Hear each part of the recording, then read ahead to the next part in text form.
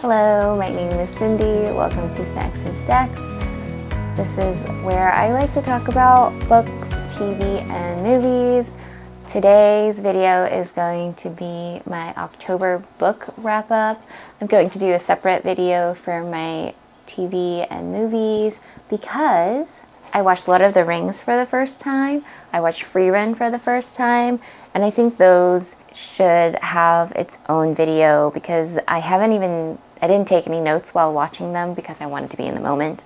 But that means I need to take some time and type out some thoughts, and I haven't had a chance to do that yet, but I have done it for all my books. So let's chill. We're gonna have a hopefully relaxing time doing this, but a little bit speedy because I do have somewhere I need to go. But yeah, if you watched my book haul, you'll know that my turtle guy is my tea. So now that it has cooled down enough for me to drink, let's get started. In October, I read 9 books. 5 were physical reads and 4 were audiobooks. I've really slowed down on reading. I only can read so much because some of my books are graphic novels and I typically listen while I'm working, but lately it hasn't really been working for fantasy books to listen to while I work or even walk my dog. I don't know what's quite the issue. I think I just need to take a break. So I mostly listened to a lot of contemporary fiction or contemporary romance. So the first book we'll go through are the 3 graphic novels. I read Fangirl Volume 3 and 4, which is the final books in that series. Fangirl, the graphic novels, is based on Fangirl by Rowell. It is a YA romance / coming of age book that takes place in college. Kath, who is one half of a twin sister duo who goes to college and falls in love for the first time and also just overcomes a lot of inner anxiety and thoughts. It's a pretty heavy book, but it's one of my favorite comfort reads.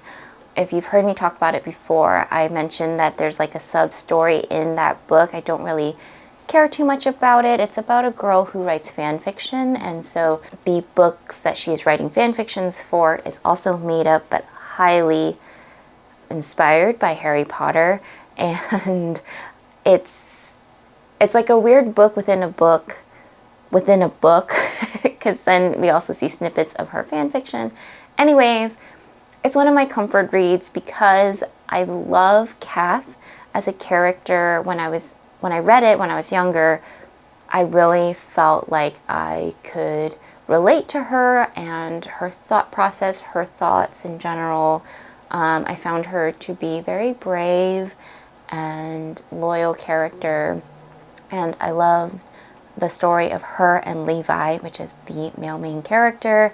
And I also felt like her freshman year in college was similar to mine. Basically, I really adore books that make me feel seen, and Fangirl was one of those books. So it's not quite as parallel of a story, it's just a lot of things in it made me feel really good. So anyways, sorry, the graphic novels were great.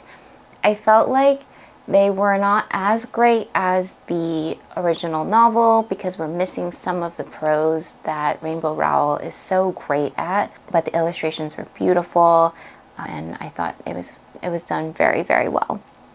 The 3rd graphic novel that I read is actually a manga. It's the Yona of the Dawn, volume 42, I believe.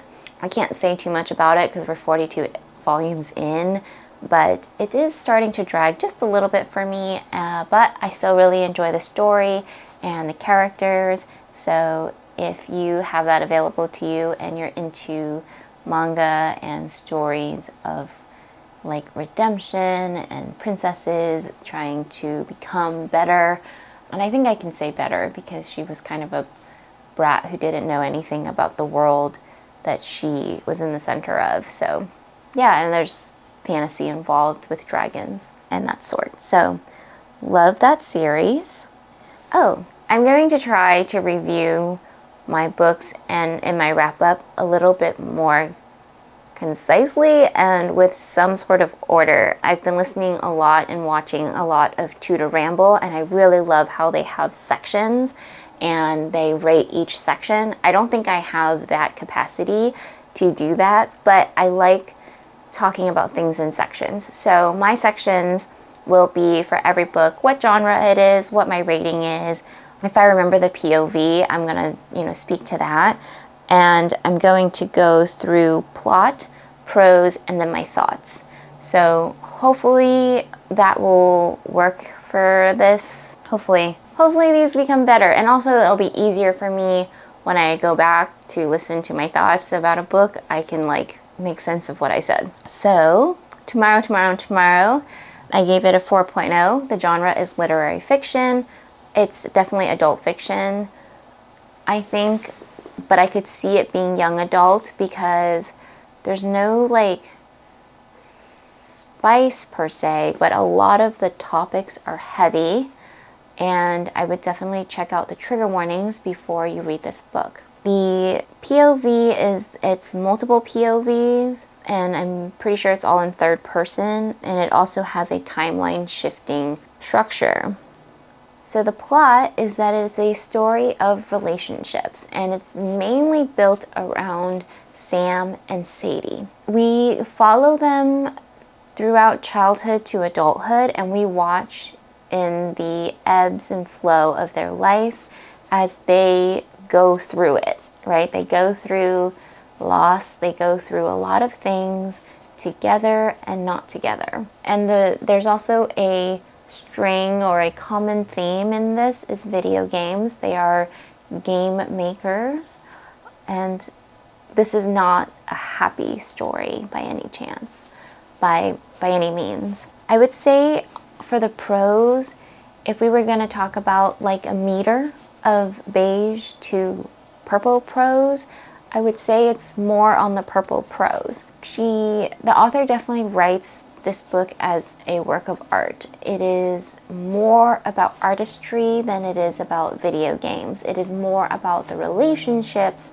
than it is about two friends who make games together, which I think is sometimes how it is portrayed. I think that there is even an entire chapter that felt like a poem in the middle. So she definitely takes risks in her writing, and if I think, and it's definitely not going to be for absolutely everyone, but it does have a pretty high rating, and a lot of people tend to like it. In fact, I read this book because Gwen recommended it to me, saying that it is her favorite book, and I'll leave her booktube channel in the comments as well. The narrator for the audiobook had a great voice for this writing style and story. I felt like it was done super well. I really enjoyed, listening to it. I didn't have any qualms about her voice.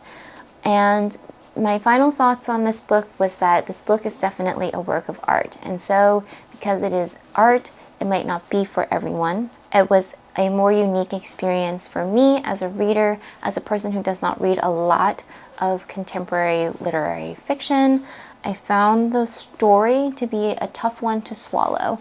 I do enjoy having a good time, and I find books like this really well written, really impactful, but I don't always find that I'm in the right headspace for it. So I think as I get older, I realize I'm more empathetic than I thought, because I really allow these type of stories to dig inside of me, and I feel things for them, obviously. But I think it has taught me to slow down and just appreciate the relationships around me. It has really helped me to cherish the relationships that I have with my husband and my friends. So yeah, that's tomorrow and tomorrow and tomorrow. The next book was a book that I read. It was The Spellshop by Beth Durst. I gave it a 4.5. The genre is adult cozy fantasy. I do this because I felt like it was a cozy fantasy. I'm sorry if you can hear the dogs outside.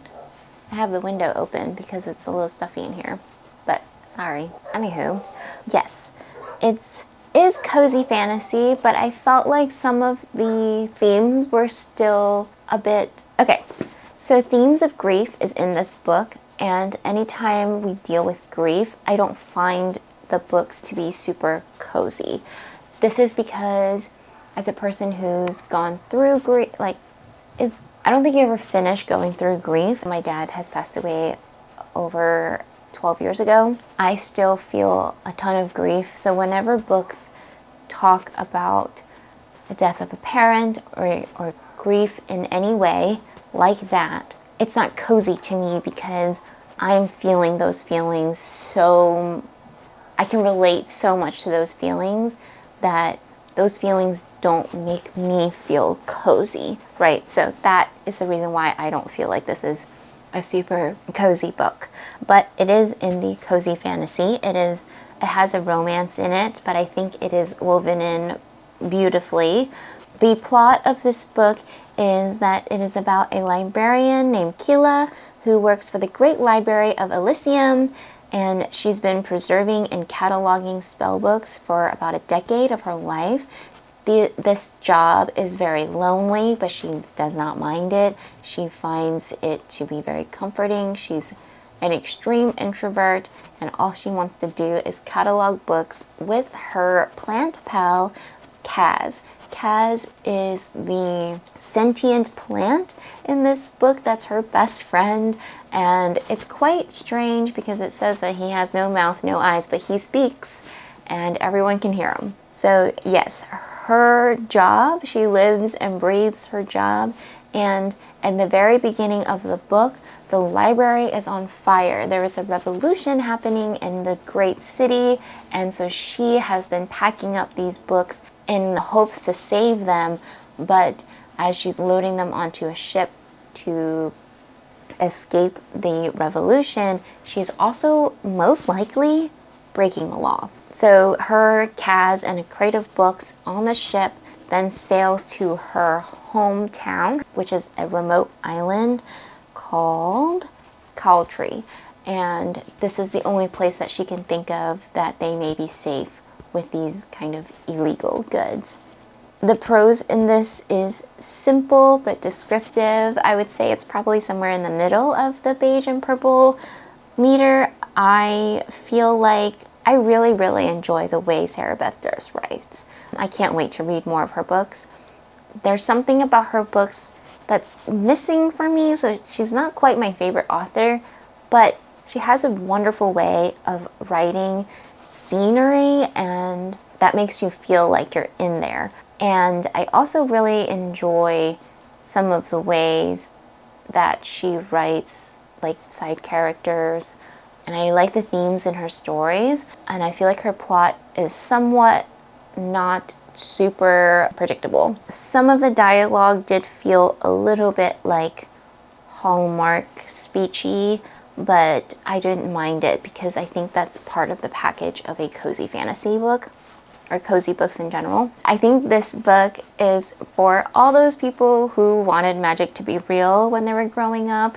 I may not have read Harry Potter as a kid, but I did watch a lot of Sabrina the Teenage Witch, and I was always hoping the magic is real.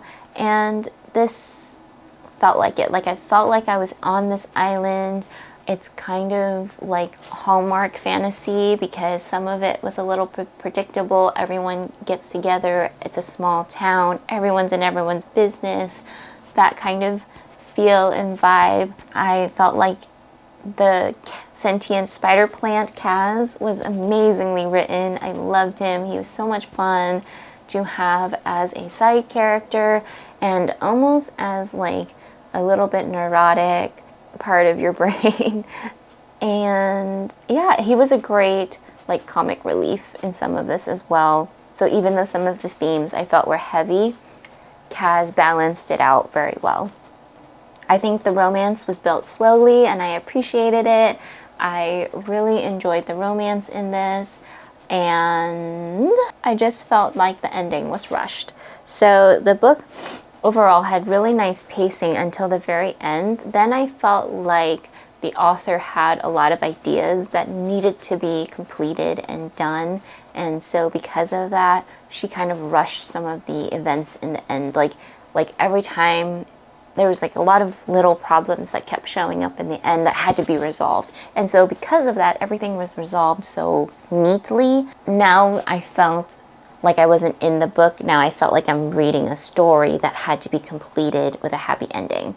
I don't know if that makes a lot of sense, but it's a very thin line between feeling like the book worked out and the ending felt natural and a very purposeful ending. It's a very hard thing, I think, to get perfect, which is why I don't hate the book. I'm just being nitpicky about that one part, which is why it has a 4.5.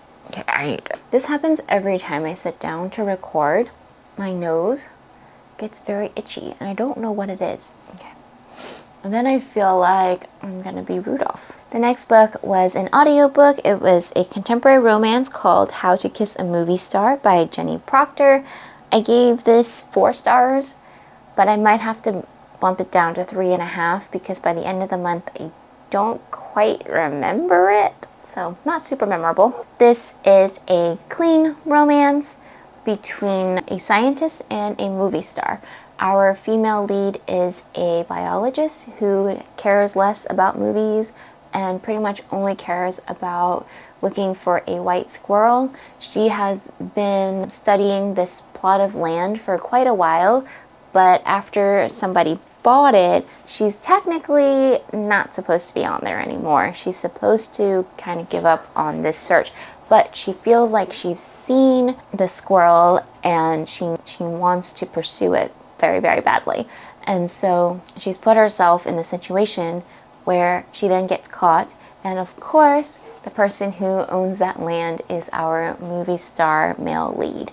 The movie star male lead has a security guard that feels like, hey, what are you doing? You're being a paparazzi, because of course she's trying to take pictures of the squirrel, and she gets retained, and the police come and everything, and she's like, whoa, I'm just trying to study some squirrels.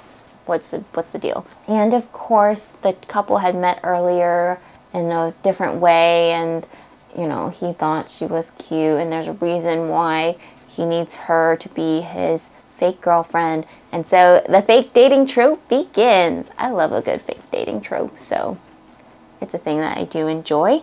So yeah, and then the book goes on. They, of course, fall in love because it's a romance. This was a dual POV with the main characters, and I'm pretty sure it was in first person. The writing style was very easy and comfortable. There was nothing unique about it. It wasn't particularly extra funny in any way, so it's very middle of the road. I thought it was cute, but a little forgettable. I liked it enough, and I thought the premise was good, and the banter was great. I love that he fell first, and overall, it was very much in the middle of the road. Nothing super memorable. So because of that, I think I do need to bump it down to like a 3.5. Sometimes I don't like being super honest with my star rating, but then I like critique the heck out of it, which is weird. I got problems. So that's that one. The Great Alone is my next audiobook by Kristin Hannah. This is an historical fiction. This is my second Kristin Hannah book, and I have decided that she likes to make us cry. She's like Monica from Friends, who like writes a speech to specifically make her family cry. This is Kristin Hannah. But anyways, the genre is historical fiction. The plot is that we are in Alaska in the 1970s. The family we are following has a POW father who is going through it. He's got a lot of PTSD and trauma, and unfortunately for his daughter and wife, he takes it out on them a lot. This is a trigger warning book for sure. There's a lot of domestic abuse on page, and basically the author has put a family that's going through it in one of the most dangerous settings in the world, in America. Alaska is wild, and she puts them in the countryside where it's is even more so. This is a book about resilience, hope, and we do get to see a coming-of-age story with the main character. I need to find her name. I rated this a 4.25 because I did really enjoy it. I was captivated. I'm not even dinging it points for being sad. It's just that some of it was a bit overbearing, and I'll talk more about why my rating is that way. But what is her name? Ernst is the dad. Lenny. Lenny is the name. The POV is mainly third person from Lenny's point of view, basically. And the writing style. The writing style is quite simple. It's very easy to read. It's, again, in the middle. We have some descriptive settings. We feel like we're in Alaska, but it's nothing like super lyrical or anything like that. I thought that it was easy to listen to. It was impactful. There was some bits and pieces in there that I could definitely see people annotating and highlighting. It felt a little bit repetitive at times, and I think it's interesting because when we read something, the author is making very specific choices, and the choices that she's making I don't quite agree with a lot. Not just because I want my characters to have happy endings, but it's just like some instances are just so repetitive. It was a little frustrating, I think, for me to see the characters go through, which I think might have been part of it, because when you see these types of situations in books, you know, you think it's easy for the woman to get out, but it's a lot more to that. But at the same time, I also really enjoy when authors can be concise in how they want to make you feel. And so I think that's part of the reason why I didn't quite love her writing style. It was just like on and on and on and on. So my thoughts, I think Kristin Hannah just likes to rip your heart into pieces. Even with spoilers, because I wanted to make sure I wasn't going to cry while I was working. I still cried listening at work. She creates very devastating situations and puts her characters through a lot of trauma, through hell and back, and still somehow instills hope in these stories, which is amazing. I do enjoy to read as an escape more than as a way to feel bad, to feel sad. So for me, these books are not quite my cup of tea, but I can't not recommend them, right? Because they are good. All right, guys, we have 2 more books. We can do this. I actually have this book with me. Next is Warbreaker. This is a book that I buddy read with Chelsea from Libraries and Lattes. I'll also have her channel down in the description. Look at all these tabbies. There was so much information that I had to try to remember and get back to. I sound like such a nerd. But yeah, it had a very unique magic system. Okay. So this is adult fantasy. This is Warbreaker by Brandon Sanderson. I gave this a 4.5. I thought this was really good. But the plot is that this is a political fantasy with a very unique magic system, at least to me. We follow many perspectives as we learn about breath, awakening, and this kind of color magic. We focus mainly on 2 different ideals and religions and countries. I don't really know if they're called countries, but locations. And basically these 2 places are on the verge of war. If my nose does not stop being itchy. My leg fell asleep. The prose, it's Brandon Sanderson prose, so it's simple and clear. It's not very purple prose at all. There are scenes that are very well described though, because this magic is very interesting. Part of the magic is that you can awaken things using breath, and the things that you awaken can move and do things. And the way he describes it is actually really, really easy for you to picture, which is awesome, because although I can sometimes picture things, sometimes it's very hard. So yeah, I felt like it was clear to see how the magic was working, and it was easy to read. I basically read it every morning without fail, didn't get confused, got really sucked into it. It was great. I love this book. Oh, let me go back. The POV is multiple third-person POV. We have Vasher, Vivian, Siri, and Lightsong. Oh my god. Oh my god. Okay. Anyways, I loved this book. I loved it. I thought it was so cool. The magic system's neat. Political stuff, like, felt like a mystery that you were trying to figure out what's going on, what's happening. And I also just really enjoyed the buddy reading experience. You know, being able to message each other after the chapters and being like, oh, what do you think is going on here? What do you think? This is what I think. Oh, I love this character. I don't love this character. So I feel like that really enhanced my reading experience for this book as well. I'm not sure if I would enjoy it as much on like a reread by myself, but I always love a good fantasy book that makes me take notes because it means that it's quite involved and quite intricate. And yeah, I'm excited. I actually wish this book was a little longer. The reason why it's not a 5-star book is because the ending felt a little flat, and I also felt that the sisters' perspectives could have been stronger. I really wanted them to have a bit of a bigger role in everything, I think, but I think maybe on reread it might be different, but I do felt like the ending felt rushed, and it could have been longer. I would have kept reading. I don't think this book is for everyone because for a lot of the book, we're just trying to learn this world and learn the politics in this world and figure out what's going on. So a lot of the book, I've seen reviews where people say it's boring. It can feel that way because there's not a ton of action. It's not an action-packed book until maybe like this last little section here. So yeah.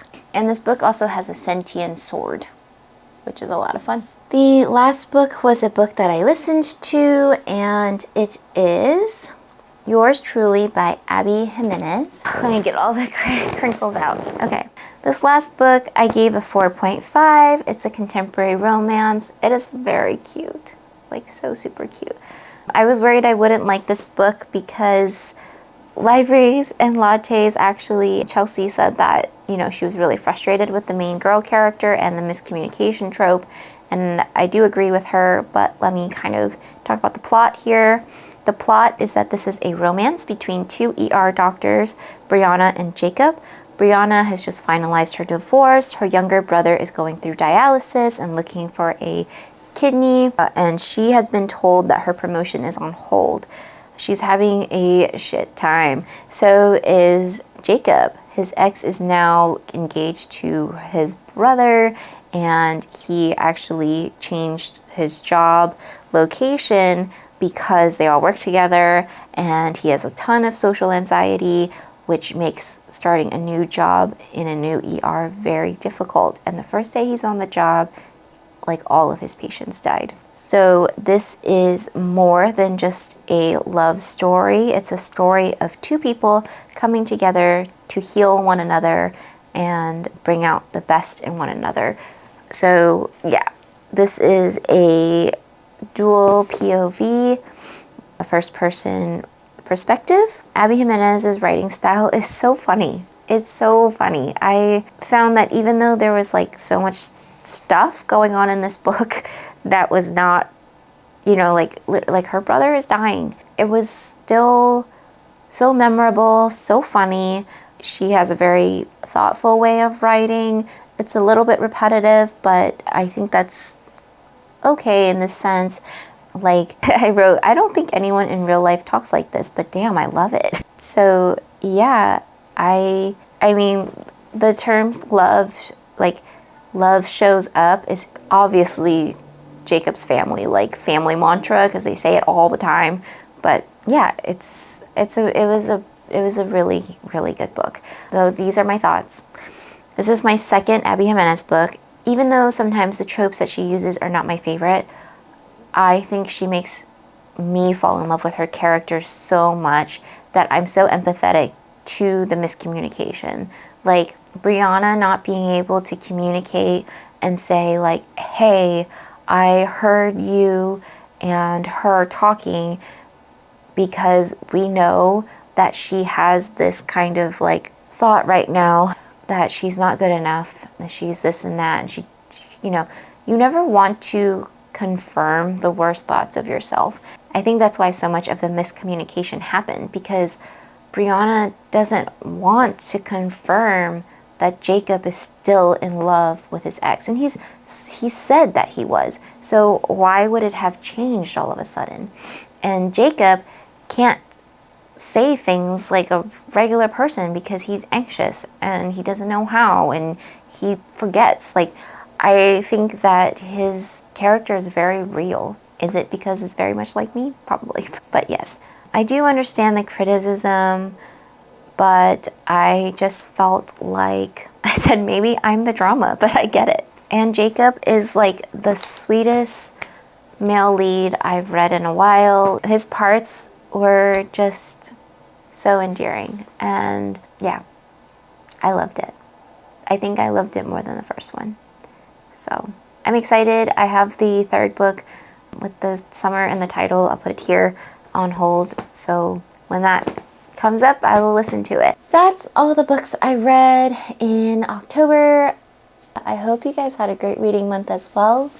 Leave any recommendations below. What books did you read?